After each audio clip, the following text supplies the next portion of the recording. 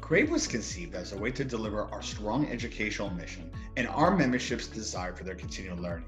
Through the Crave series, our chapter will deliver webinars and virtual meetings to deliver timely and relevant topics that are affecting our industry today. It's about the effort that we expend to connect with people. But you have an opportunity to see people, you have an opportunity to chat with people. We may not have an opportunity to have appetizers and share a drink with each other, but we stay connected, and that's really the most important thing. Being able to work together and learn together in a new format, a new environment, really helped us take those pre-existing relationships and friendships that I had to another level. CoreNet has taken the leadership in these kinds of conversations for years and years, and so we're delighted to have this long-term relationship with CoreNet.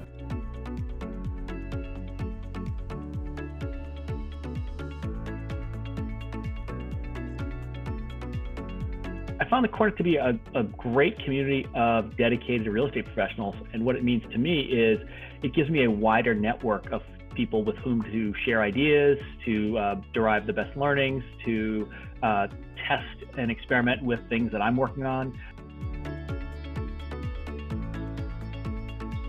This program is all about personal growth and becoming the leader that you want to be. CoreNet has always led the way when it comes to supporting the professional development of our members. Our roundtable discussions, our education workshops, and our professional development programs are just part of what makes CoreNet so valuable to our members. It was critical for us to find a way to still be able to facilitate all of this. Crave has provided us the platform to be just as effective and to still provide that value to our members in a virtual environment.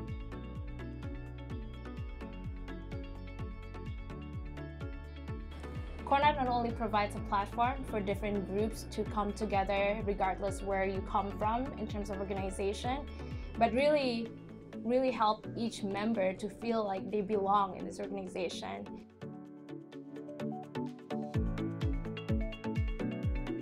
We have a diverse membership base, and you will find that members come from all walks of life and from all over the world. However, it's still an area of focus for us to improve upon and to embrace equity, inclusion, and diversity through increasing awareness and taking action, as we know this will lead to more success for the organization and for our members.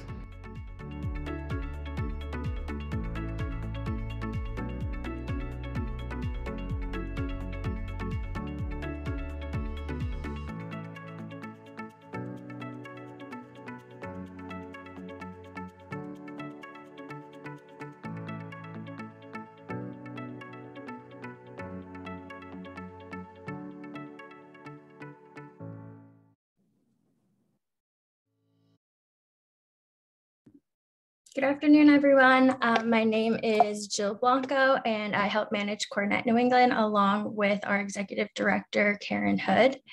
Thank you for joining. I'm here to kick off this Real Advantage workshop, real estate, carbon emissions, and the transition to net zero. And this presentation is brought to you by the Real Advantage Committee.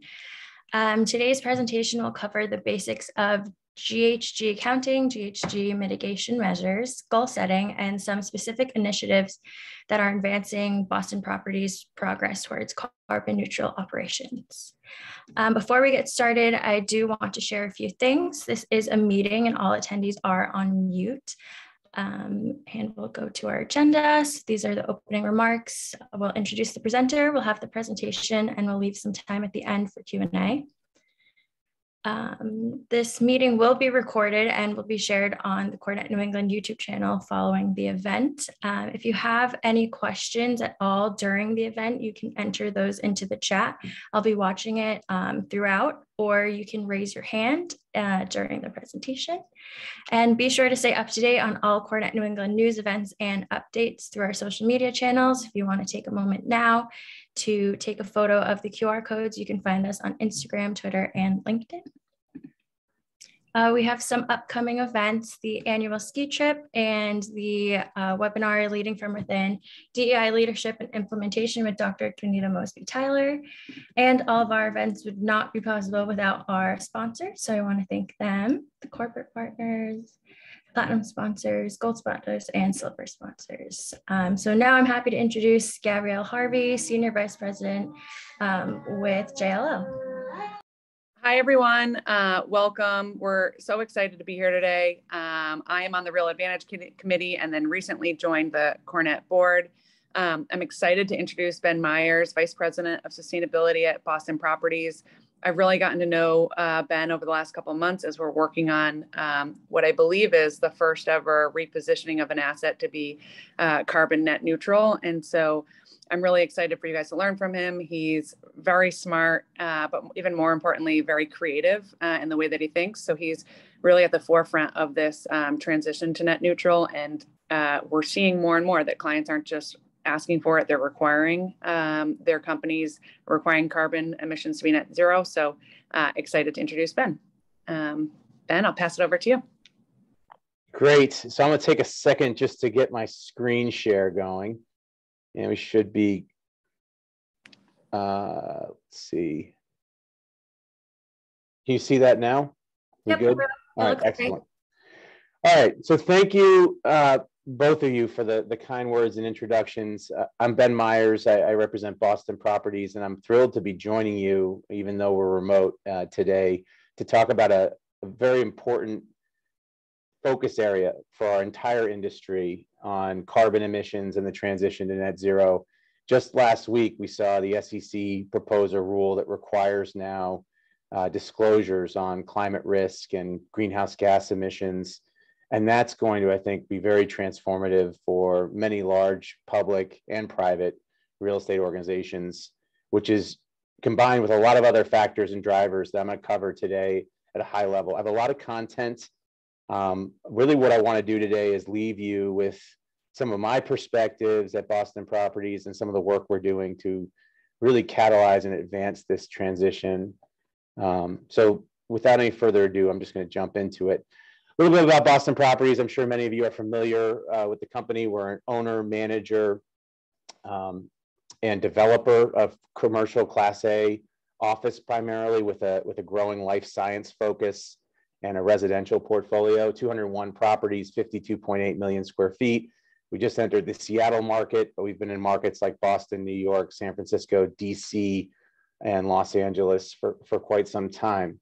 We also have a very active development pipeline with 4 million square feet under active development. So I work across all of our units, the whole company, all of our departments, construction, leasing, property management, development, legal, HR, to execute our ESG strategy. And net zero is really at the heart of our strategy. And I think it's important to recognize where we are at the moment in real estate as a whole. We've had, I'd say, almost 50 years of starts and stops with climate action, going back to the late 60s, early 70s with the founding of the EPA.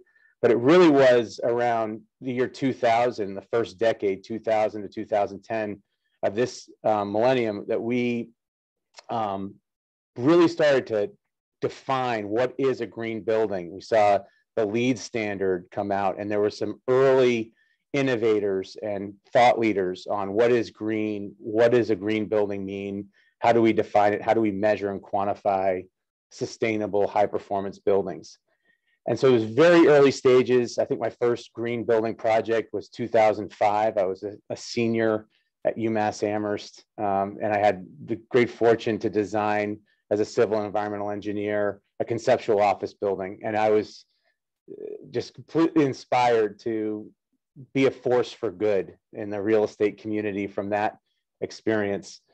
And then there was the second phase, I'm calling it, the 2010 to 2020, where you had more early adoption of green building. You saw projects like Atlantic Wharf in Boston, Boston's first green skyscraper developed by Boston Properties, and the first speculative green office building in New England with 77 4th Ave in Waltham, Massachusetts. And so there were a few early adopters. I give Brian Coop on our team a lot of credit for being one of these early adopters and pioneering green building in the cities like Boston and Waltham. But this phase two, was really about energy efficiency, low-hanging fruit, and it was rather easy, I'd say, in the early days to call a building green and quantify what made it green. Now we're entering a much more challenging phase. This journey moves forward into what I'm calling green building mastery. And it is everybody jumping in, early and late majority adopters, all stakeholders, our clients, customers, the cities where we operate across the board. And it's being categorized by a transition from what was early voluntary action from a few leaders to widespread mandated and mainstream action from many more stakeholders. I think the stakes are going to be much higher. The measurement mechanisms are going to move to focus on a much broader set of indicators, not just energy efficiency, but net zero carbon, impacts you're making on human health and occupants, impact on the community and the public realm and other stakeholders. And it's just a lot more that goes into high performance building and green buildings in this coming decade. And it's going to introduce new challenges for all of us, which is why forums like CoreNet are so important for knowledge sharing and continuing to stay up to date with our approach to green building, some of which I'll share today. So entering this third phase, if you will, we've developed a program of environmental social governance, ESG, that's based on climate action, resilience, and social good. So my team is a team of 3 that works across all of our company to advance initiatives on energy and water efficiency, green building, development management, renewable energy, carbon neutrality. On resilience, we're focused on not only how we manage emissions today, but also how we adapt for future climate scenarios, our existing buildings, and how we channel investment activity towards making our portfolio more resilient. And on the social good front, how we're impacting our stakeholders from a social perspective, how we're engaging with our employees with training programs and benefits, but also how we're involved in our communities and advancing diversity, equity, and inclusion. And we've aligned our program with the United Nations Sustainable Development Goals. And we look at these goals as a framework that helps Boston Properties focus on the greatest and most important issues the global community faces. So it's a useful framework for the alignment of our ESG disclosure. We're actually in the thick of reporting now and plan on issuing our ESG report on Earth Day. So what does this mean for me personally? I think I'm really seeing governance of sustainability and ESG becoming a much greater issue for all of our companies, because ESG success depends on collective action. It's not one individual, an FTE dedicate. It really is participation across the board. We have a sustainability team that's dedicated here in Boston. We have a sustainability committee of our board of directors. It's an official committee of the board with Diane Hoskins as our chair, the co-CEO of Gensler. Our CEO and president, Owen Thomas and Doug Lindy, are very engaged. We have a sustainable operations committee of property management and engineering thought leaders and decision makers, key decision makers across our regions. And we have a corporate sustainability steering committee of HR, legal, risk, finance and planning, marketing and communications that helps us advance our public disclosures and make sure that our public disclosures are meeting certain legal requirements. And that SEC proposed rule will absolutely increase the importance of that work. We also have a lot of other supporting committees and working groups that I think are important to recognize. We have a diversity inclusion committee. We have a disclosure committee, a health security task force that's specifically focused on repopulating buildings in a post-COVID era. We have an air and water quality working group, a 100% renewable energy working group, and an EV charging working group. And I'm involved with all these committees, each of which is focused on a certain set of initiatives that are related to our ESG success. So as we move into net zero, I think it's really important that we start with the why in mind. So people don't care about what you do, they care about why you do it. That's the famous catchphrase from Simon Sinek. And so we start with the why. And the why begins, from my perspective, with stakeholders. We have customers and clients that absolutely have more ambitious sustainability goals and targets. They've developed programs. And this isn't just a small subset of large, sophisticated customers and clients. It's really grown to encompass more of the companies we do business with.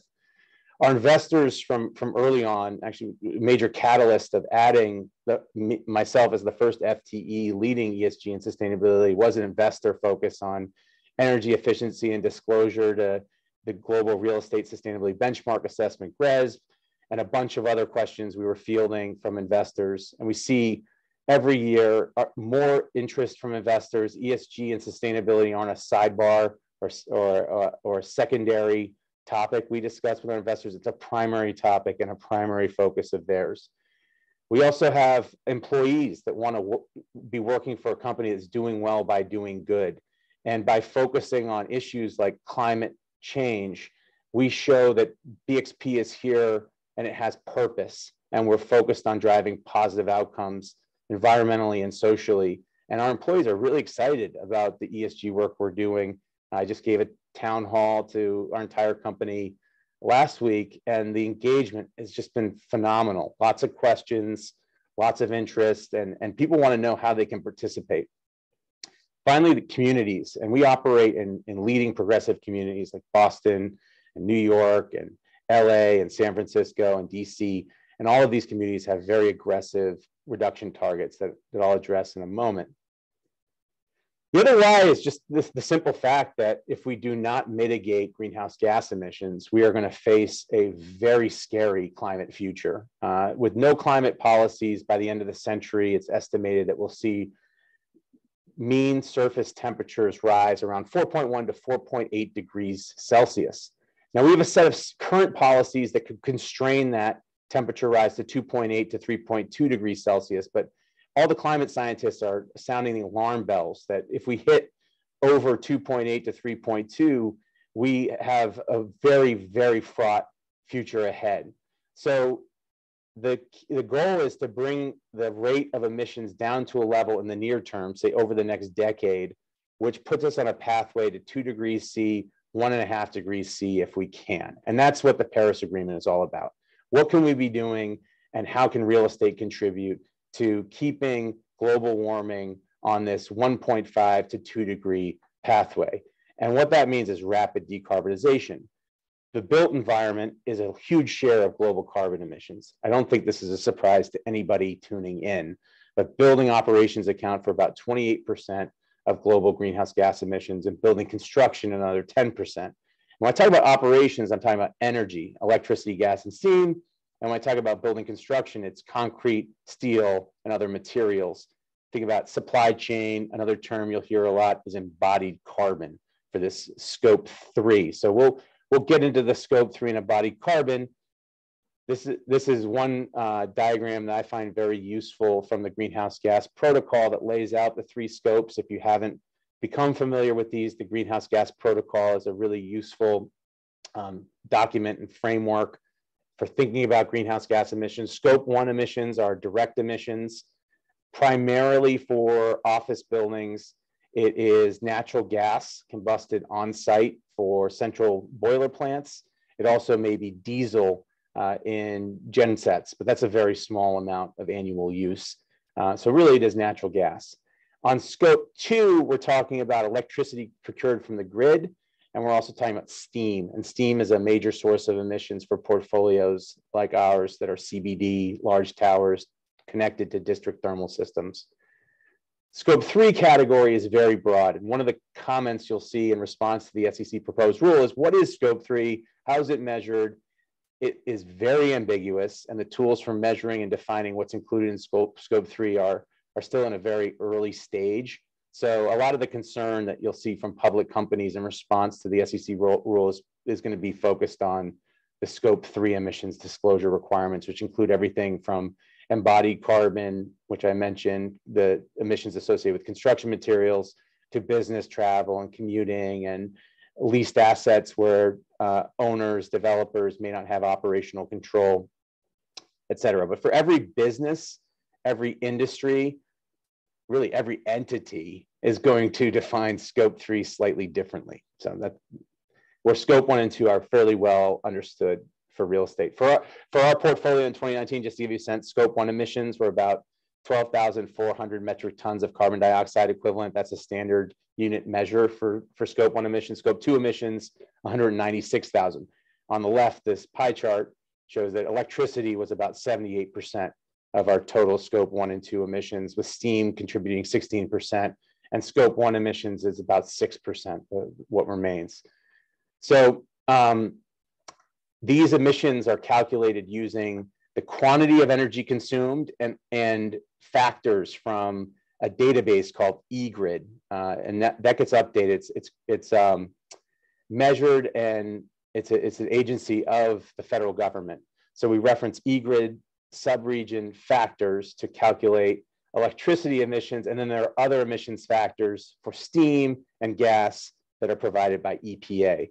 But how emissions are managed, I think, and measured is going to change a lot in the coming years, going from periodically updated eGrid factors and EPA factors to more specific factors and real-time emissions accounting information that's being developed now.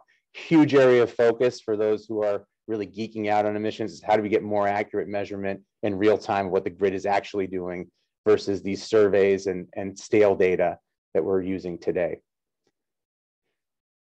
All of our markets that I mentioned are really bullish on decarbonization. We have carbon neutral commitments. That's the totality of emissions, absolute reductions to neutral by 2050 in Boston, in New York, and San Francisco, and LA, and DC. They've all aligned on this 2050 goal. And in these cities, buildings account for approximately 66 or 2/3 of emissions. It's higher and lower depending on the city and the density of the city and how much of the emissions come from transportation. But roughly speaking, on the low end, you see buildings contributing to about 60% of emissions in cities. On the high end, it's closer to 80%.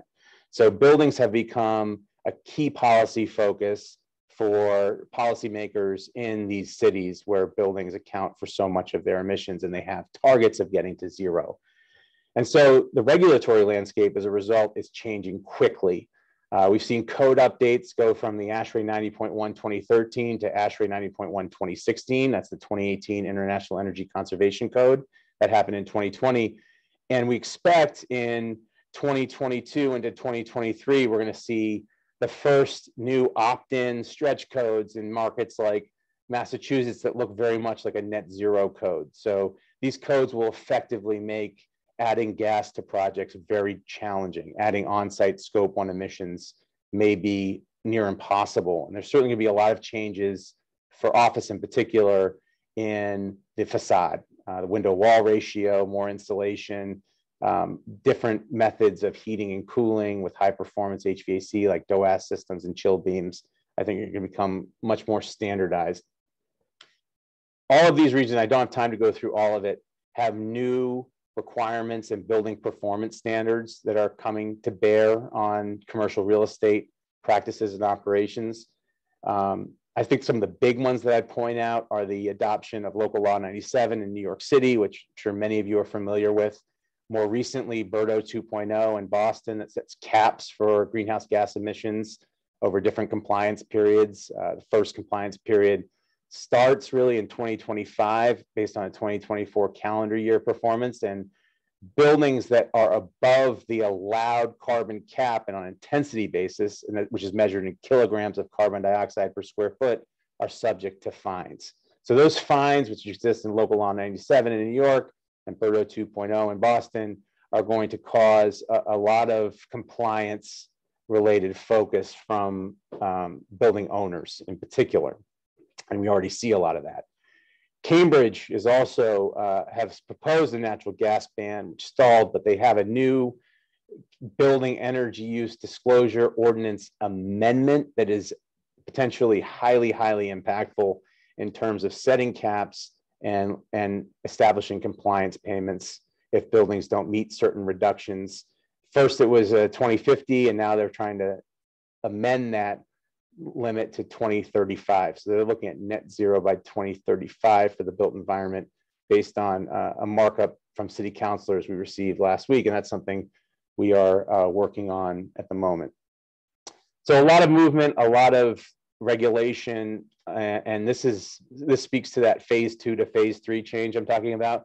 What was largely voluntary is quickly moving into a mandatory and I think a more fraught regime for a lot of building owners.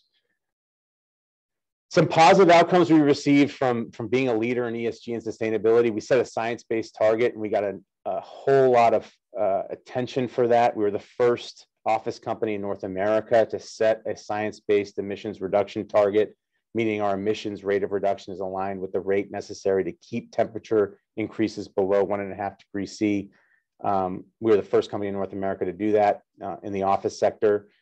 So it was a strong voluntary leadership signal. And because of leadership, we've seen increases in ESG scores. We've ranked among the top 5% of global participants internationally in the Global Real Estate Sustainability Benchmark Assessment. And we've set reduction goals like a 32% energy use intensity reduction by 2025 that have resulted in energy-related operating cost reductions that save around $30 million a year. So there's a real bottom line justification for a lot of the focus we've put on sustainability just from energy-related cost savings alone. Some other recognition that we're proud of: EPA Energy Star Partner of the Year. We were named America's Most Responsible Companies in the 2022 index from Newsweek. We ranked at the very top of the real estate and lodging category. In the Dow Jones Sustainability Indices, we're now a member. We were named to the North American DJSI Index this year. We've been a Green Lease Leader from IMT and DOE. We were named one of the top 3 most sustainable US REITs by Barron's, and a number of other awards and recognition. So when I talk to our senior team, our senior management about the business case for ESG, in case you're at that stage of your journey, it is really 3 things. It's reputation, the reputation of the company.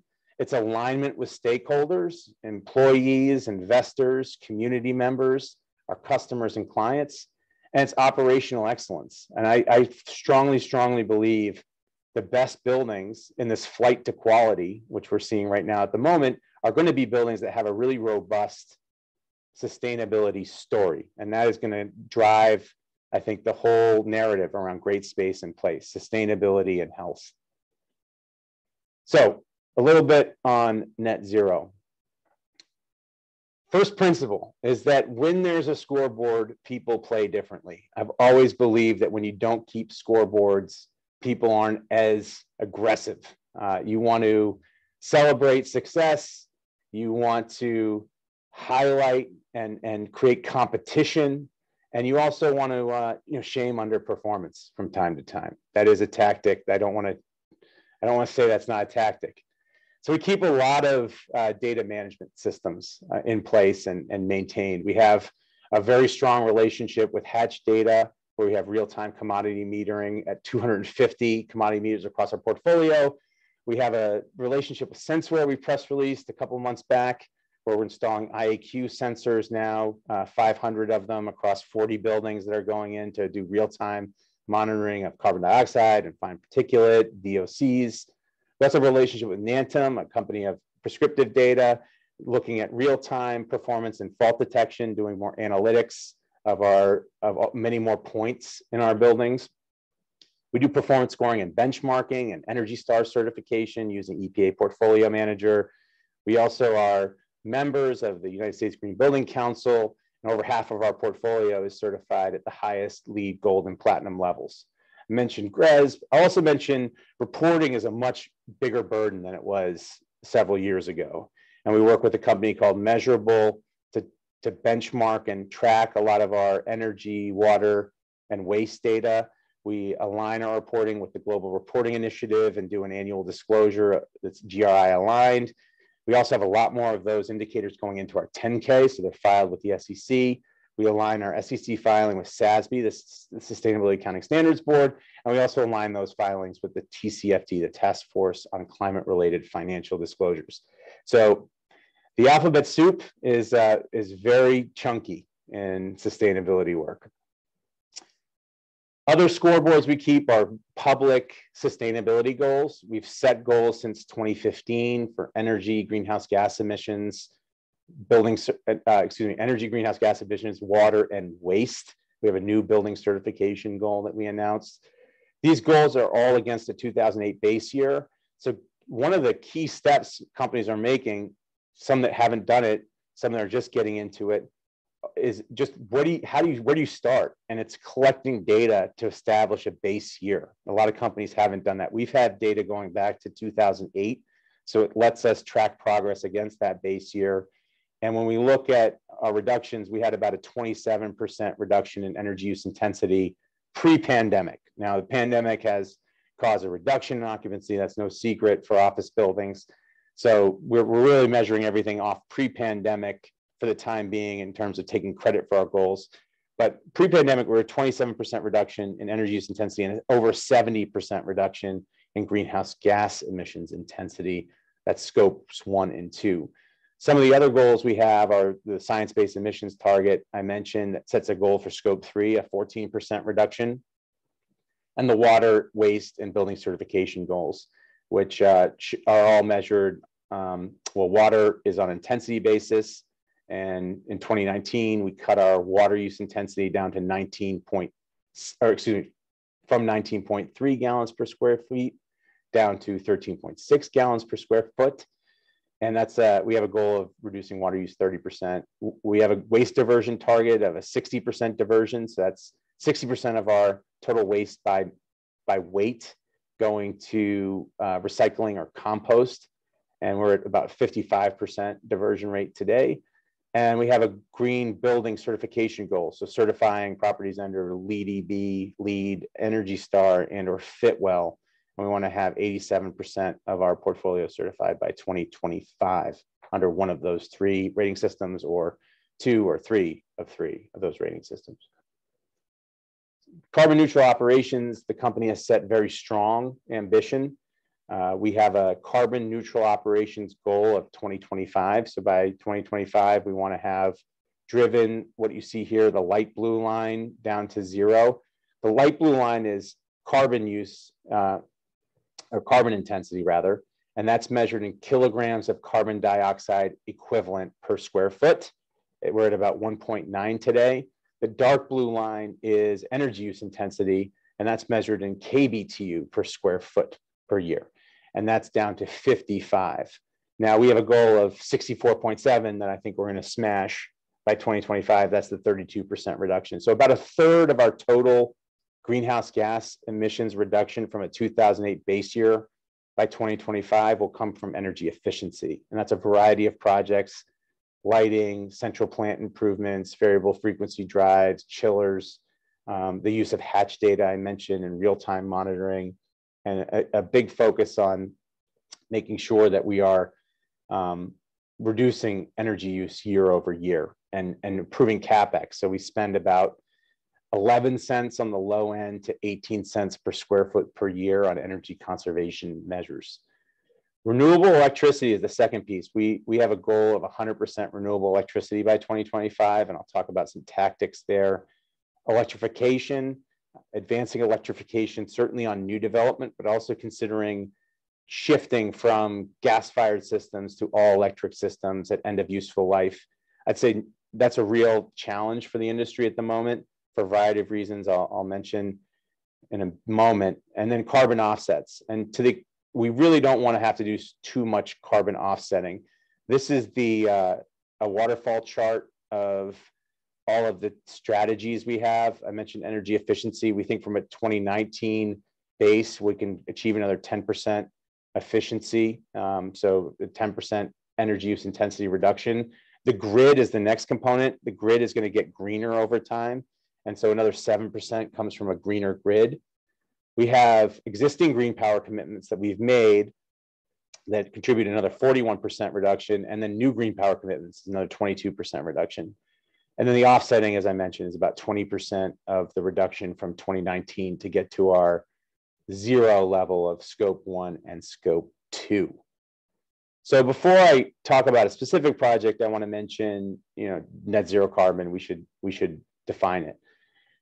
I would say this is something that's going to become a lot more sophisticated in the next couple of years, and we're going to have more definitions and more scrutiny on what net zero is. There have been a lot of mixed definitions and signals to the market on net zero, but put simply, from the New Buildings Institute, a net zero carbon building is defined as a highly energy efficient building that produces on-site or procures enough carbon-free renewable energy to meet building operations, energy consumption annually. So there are a few steps. You want to maximize energy efficiency, prioritize on-site renewables, utilize off-site renewables, and manage and measure net zero operations. And so that is precisely what we're doing with our partner Wellington at 140 Kendrick Street in Needham, Massachusetts. This is a 20-year-old office park with 3 buildings, an amenity center, and a parking garage. We worked with Wellington starting middle of last year to come up with a strategy for converting this existing office building to a net zero building. And we came up with 3 sort of concepts. One was a green retrofit, one was a deep green retrofit, and one was a net zero retrofit. And everybody, I think, wanted to go net zero. So we had great alignment with Wellington. They've been an amazing partner and champion of sustainability, going all the way back to Atlantic Wharf, Boston's first green skyscraper, LEED Platinum certified in Boston. That was done very much with their participation. So we have this building here that is highlighted in red. We are implementing a few different measures to reduce operational energy use around 50%.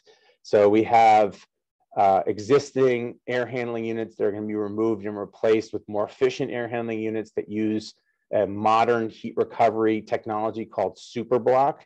Very, very high degree of heat recovery, about 95, 96% of heat is recovered, latent and sensible.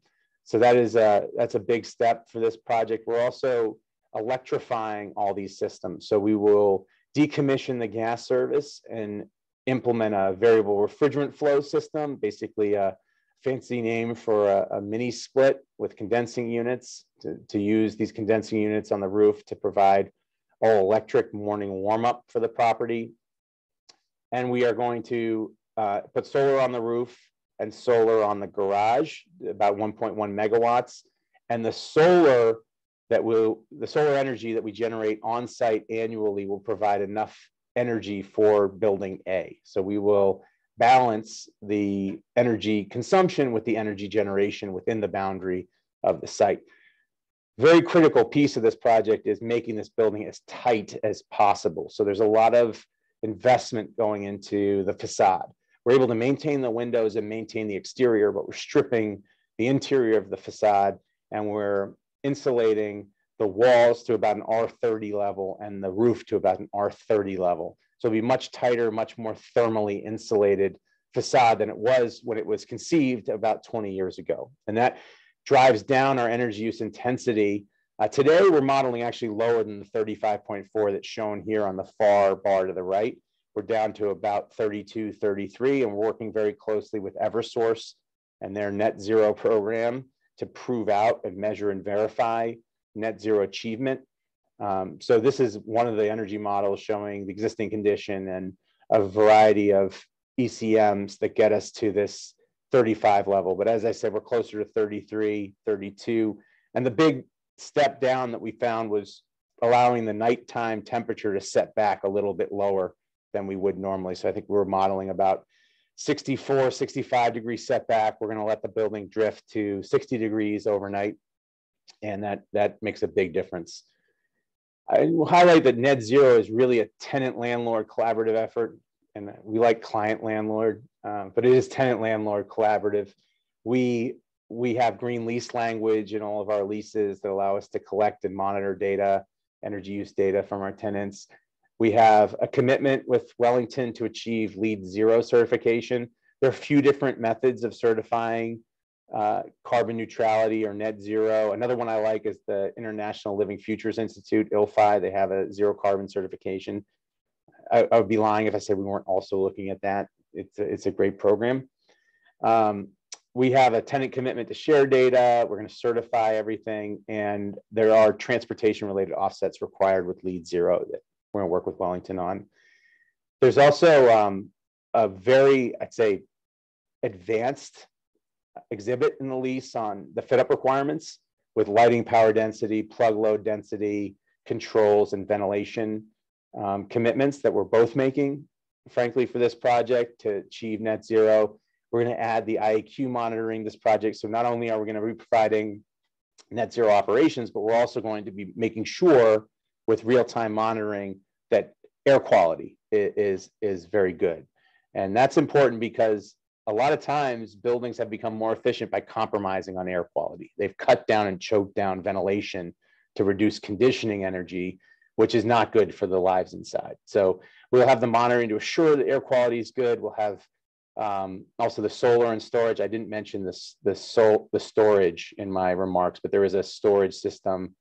It won't be exactly where it's shown here on site, but we're looking at about 250 to 500 kW of storage to complement the 1.1 megawatts of solar.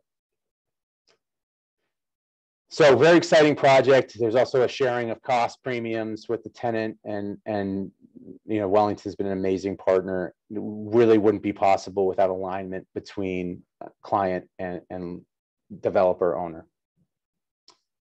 100% renewable electricity is part of our net zero commitment as we move towards carbon neutral operations. And we've now developed 13 projects on site. These are solar photovoltaic projects totaling 8 megawatts of generation. And they save about $340,000 in energy cost savings annually and required zero CapEx. So every one of these we've done with a power purchase agreement. We've not had to finance these projects. We agree to host the site, and we sign a variety of other conditions over a 20-year PPA, and we get reduced costs for power day one through the 20-year term. And that's worked out very well for Boston Properties, and certainly in Massachusetts, but also in Princeton, New Jersey, where we just commissioned 5.2 megawatts. And we have a pipeline of about 5 megawatts of solar projects in Waltham, Needham, Reston, Virginia, and San Francisco. We also want to increase our on-site storage capacity, which I think we're going to have to do based on requirements of new programs like SMART in Massachusetts. But it makes sense to have storage coupled with solar to deal with intermittency, because the systems only generate power when the sun shines, and battery storage helps buffer the impact of those systems on the grid. And that is going to be even more important as we get more solar generation and capacity online. So this is a little chart of where we've come over from 2010 to 2021. Our first project was at Weston Corporate Center. It was a 110 kW system. It was a ground mount with Biogen back around 2010. And at the time, 110 kW ground mount was the largest privately held, privately owned solar array in the state of Massachusetts. So amazing to see how far we've come since then. So over about a decade, that's happening quite consistently. And we recently have installed a few projects that on their own are about 10 times the size of Weston Corporate Center. This is one of those big projects. I wrote my master's thesis on how to accelerate commercial solar at Lesley University when I was getting my MA in urban environmental leadership. And this was the thesis was while I was working at Boston Properties, how do you compel building owners to do this? And this was my first project. We turned this garage deck in Bay Colony in Waltham, Massachusetts, from a pretty plain Jane garage deck to an 842 kilowatt covered parking system, watertight, gasketed. And from there, we've replicated this model. We've done surface parking at Carnegie Center. I mentioned at Carnegie Center, there's about 4 sites. There are 4 sites that have this much capacity or more, 1,300 covered parking spaces across the whole site. And our customers love it because they get covered parking, shows off sustainability to their clients and customers that are visiting. Our leasing team loves it because it's covered parking. Our property team loves it because all the O&M is taken care of by somebody else and we get reduced energy expenses. And it's just a really impactful and visible commitment to sustainability. So we're very happy with the canopy work that we've done. This project was done with Ameresco. And recently we've done a community solar deal. And this is a new structure for us where we put a solar photovoltaic system on one of our buildings. We net meter all of the power that goes back to the local distribution company. In this case, it's Eversource on a project we worked on in Waltham. the net metering credits get distributed to Boston Properties and a qualified ratepayer. In this case, the qualified ratepayers are low-income residents in Waltham. So we get the double whammy of environmental and social, where we're providing a benefit to low-income residents, low-income qualified ratepayers through this relationship with SunWealth, who's our primary solar developer. And I would just give a shout out to John Abe and the SunWealth team, really a fantastic outfit that brought this deal to us at City Point. So this is at the new City Point development, 1020 City Point on Winter Street in Waltham, the green highlighted garage deck. We were able to site a 614 kilowatt solar system that produces close to 700,000 kilowatt hours a year under a PPA, again, power purchase agreement. The lifetime financial benefit is about $780,000, and we get a benefit of discounted net metering credits. So we have savings that come to us, and then the community benefit of the reduced power goes to local residents. It's about $10,000 worth of savings distributed to the local residents, low income, qualifying eligible residents in year one. And we worked with these groups, Caritas Communities, Heading Home, and other low-income ratepayers with a very, very short form contract that they could sign, and the savings started flowing immediately. Just some pictures of the construction. This is me with my daughter and the female construction manager, Katie Owens, during the pandemic. And we were doing hybrid learning at home, and it was just wonderful to bring my 10-year-old daughter to meet a female construction manager, talking about how these systems get built. And she's worked on a number of our projects. And so this might have been the most impactful learning that happened when schools were closed during the pandemic. There's also the benefit of green jobs. And we love this story about working with SunWealth and their contractors and suppliers to create jobs across this space, which is growing. And so there's some pictures of a project we recently completed at 145 Broadway in Cambridge with Akamai. 100% renewable energy is also going to require offsite renewable energy production. Only about 1.6% of our energy is generated on site, 13 projects, because there's only 13 of them. But offsite renewables can make and should make a huge impact to any net zero claim. About 68% of the electricity we buy for base building operations and our customers today is green.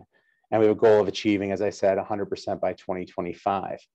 There are a lot of methods of green power procurement, and this is a really complicated space, and a lot of companies work with consultants to help navigate them through some of these selections, and I think that's probably a good idea.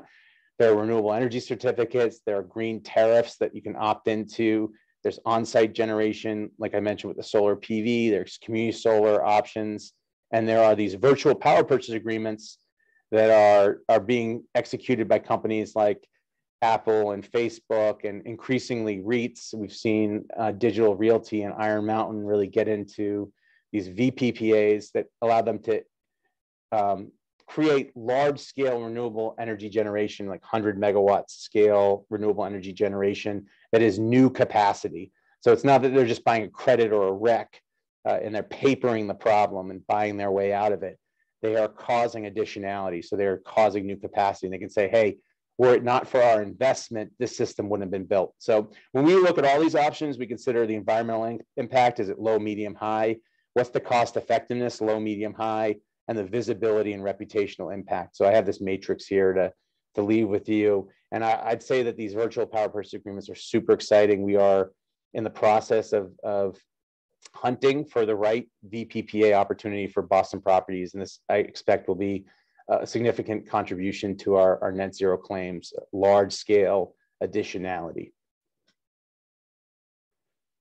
Another important focus area is net zero readiness. So all of the energy efficiency piece, energy efficient passive design, lower window wall ratios, increasing insulated spandrel, moving from really inefficient old curtain wall systems to more high efficient, high performance glazing, and eliminating on-site combustion of fossil fuels. And this is a big step for us at 135 Broadway in Cambridge, a project that is in DD and really moving quickly into CD and is in for permit.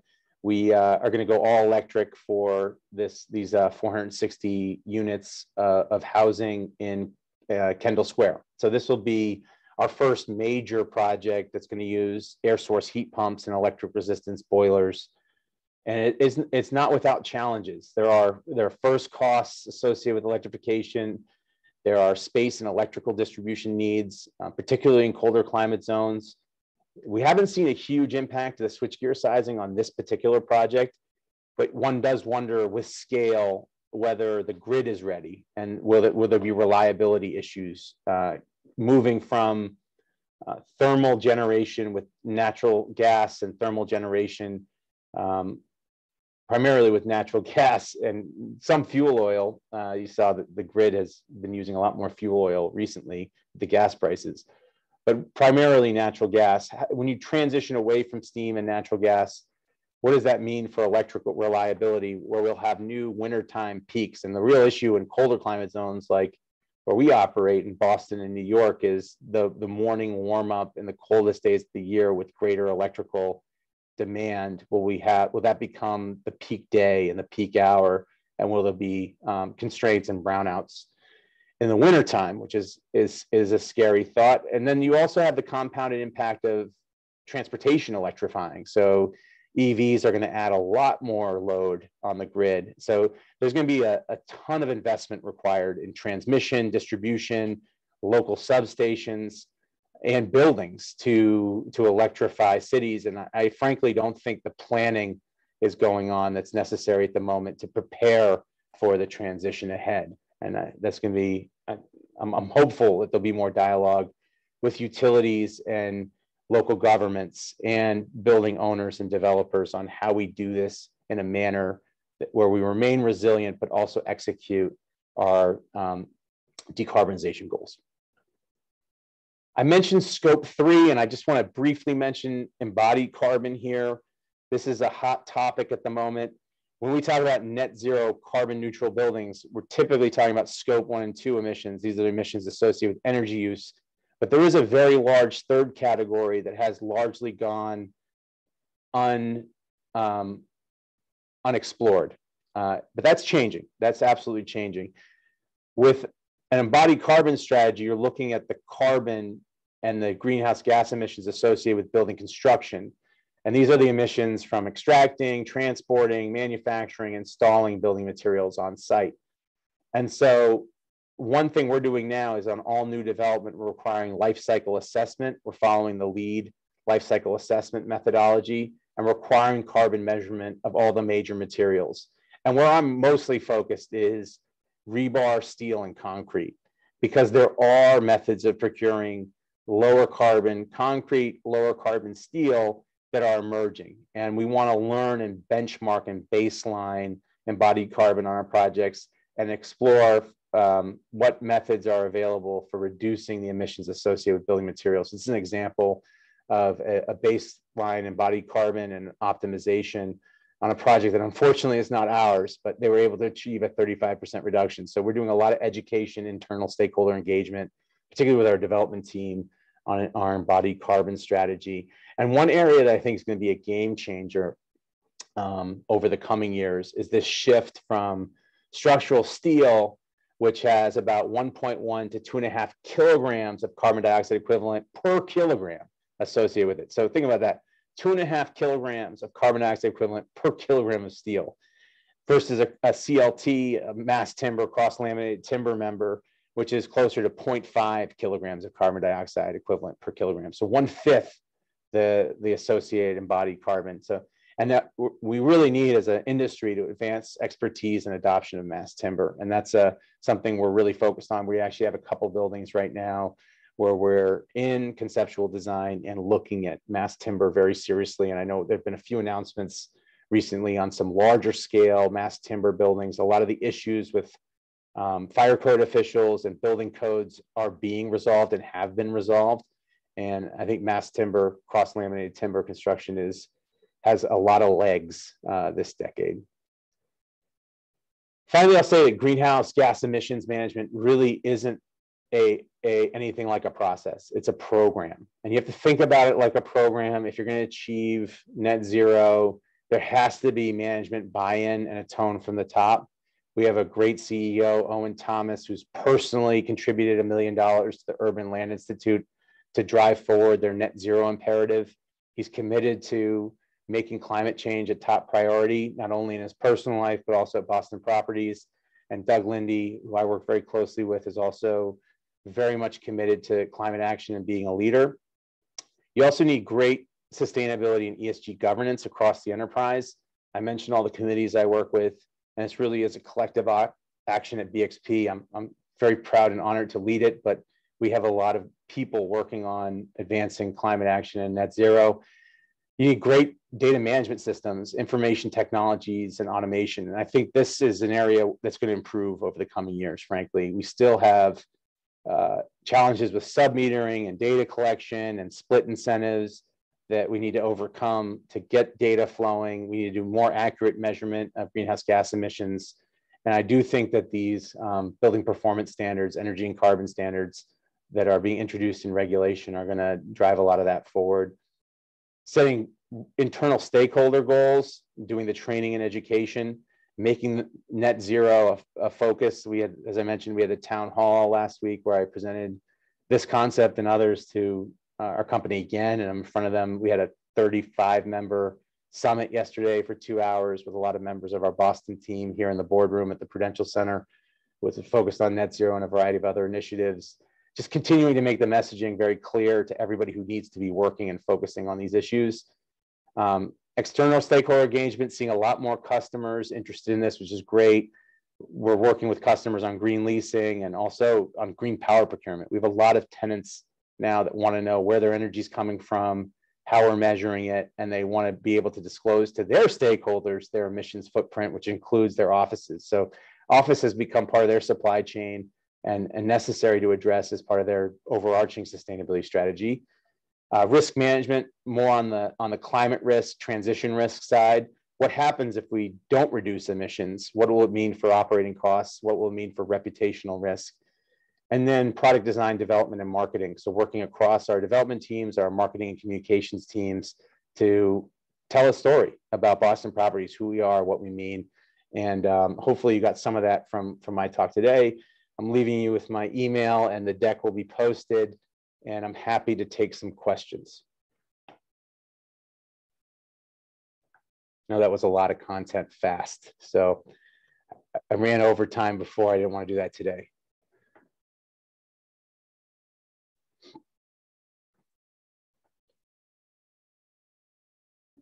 We do have a question in the chat. Ben, I can read it for you. Sure. It says, how is BXP thinking about positioning itself to guard against the impact of ever-increasing electricity costs in light of anticipated demand growth?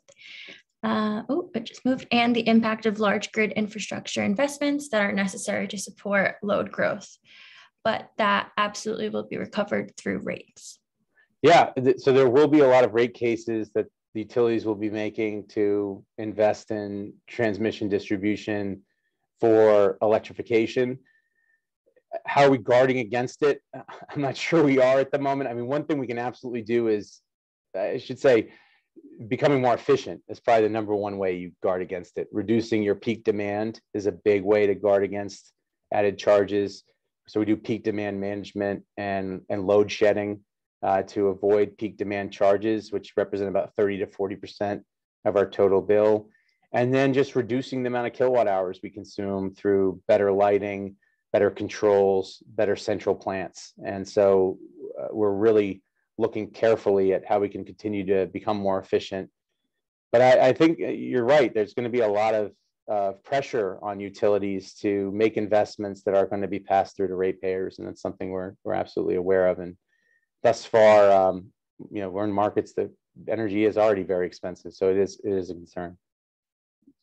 Great. And I have two more questions. I want to be mindful of people's time, but if you're able to answer them now, Ben, that would be great. Sure. Okay. So on the offsets, I see one on offsets. We are not currently procuring offsets, but as I mentioned in my remarks, we have to achieve carbon neutral operations by 2025, about 20% of our reduction versus 2019 will come from offsets, and that's to address on-site gas combustion, which is about 6% of our total portfolio carbon footprint, scopes 1 and 2, and off-site steam. Now, we'll need fewer offsets if the steam generation is done renewably. So we're working closely with Con Ed and Vicinity here in Boston to understand their decarbonization strategies, because ideally we could solve the problem upstream rather than having to purchase offsets ourselves. Great, and I have one more question.